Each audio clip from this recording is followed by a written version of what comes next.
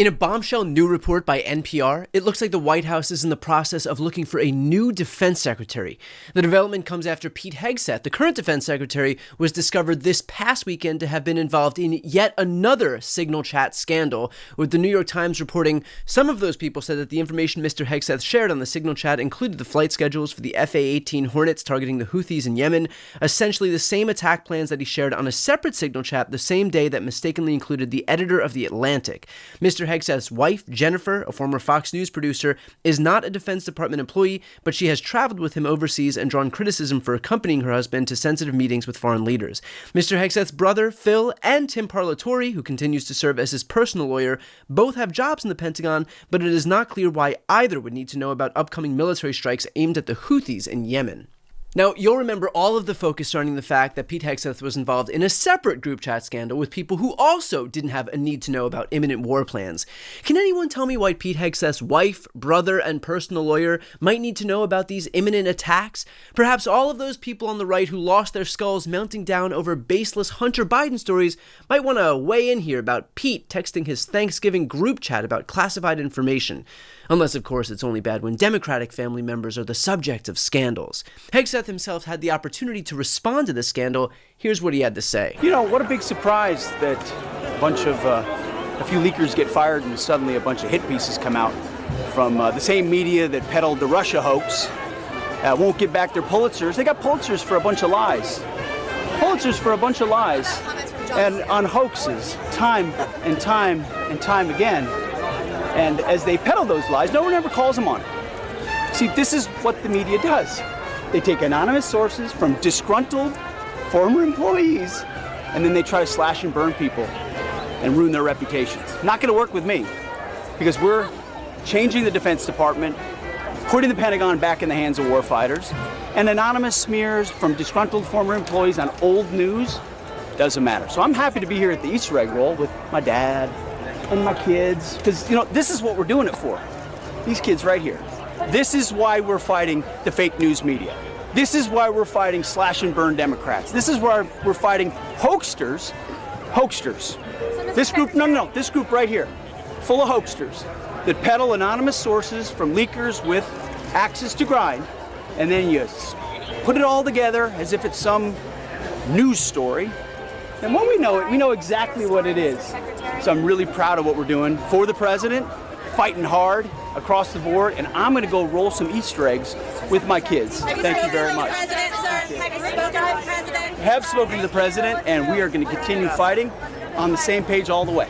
Sure is a lot of words, and yet absent in that rambling diatribe is a single denial of the claims at the heart of this. And look, I don't want to speak out of turn here, but if the claims aren't true, you probably want to say that they're not true. But when you start deflecting and using literal children as a shield to protect you from having to answer questions honestly, then I think it becomes abundantly clear what's happening here. And of course, to the surprise of no one, the White House is lining up behind Hegseth because what better time to double down on your support for the Secretary of Defense than right after learning that he made his entire extended family privy to classified war plans? Ask the Houthis how much dysfunction there's none. Pete's doing a great job. Everybody's happy with him. We have the highest recruitment numbers I think they've had in 28 years. No, he's doing a great job. It's just fake news. They just bring up stories. I guess it sounds like disgruntled employees. You know, he was put there to get rid of a lot of bad people, and that's what he's doing. So you don't always have friends when you do that. The president stands strongly behind Secretary Hegseth, who is doing a phenomenal job leading the Pentagon. And this is what happens when the entire Pentagon is working against you and working against the monumental change that you are trying to implement. Secretary Hegseth was nominated for this position because he is standing up for the war fighter, the men and women in uniform who are putting their lives on the line to protect our country and our homeland. And unfortunately, there have been people at that building who don't like the change the secretary is trying to bring, so they are leaking and they are lying to the mainstream media. We've seen this game played before. The secretary is doing a tremendous job, and the president stands strongly behind him. Quick question. Levitt said that this is what happens when the entire Pentagon is working against you. Why is the entire Pentagon working against Pete Hegseth? I guess there are two options here. Either the entire US military is corrupt and Hegseth is the only virtuous figure here, or Hegseth is corrupt and the entire US military knows it. Take all the time you need with that one. But look, the reality is that this is going to be a he said, she said, so in order to really get some answers here about what the appropriate response is, this is the source I trust most. Apparently, the standard operating procedure inside the Clinton Secretary of State office was to send emails that couldn't otherwise be printed to the maid to print them out of a secure area or from a secure area and then hand them off.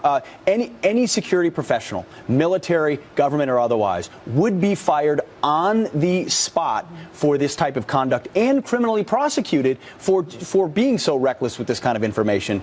The fact that she wouldn't be held accountable for this, I think, blows the mind of anyone who's held our nation's secrets dear, who's had a top secret clearance like I have and others, who know that even one hiccup causes a problem, let alone a standard procedure like this. That's right. Pete Hegseth himself had some pretty harsh words about what happens when someone who doesn't have a need to know gains access to classified materials. Fired on the spot. His words, not mine. Anyway, where were we? Oh, right. Pete was texting his wife and brother classified war plans. That's right. So look, should Hegseth be fired?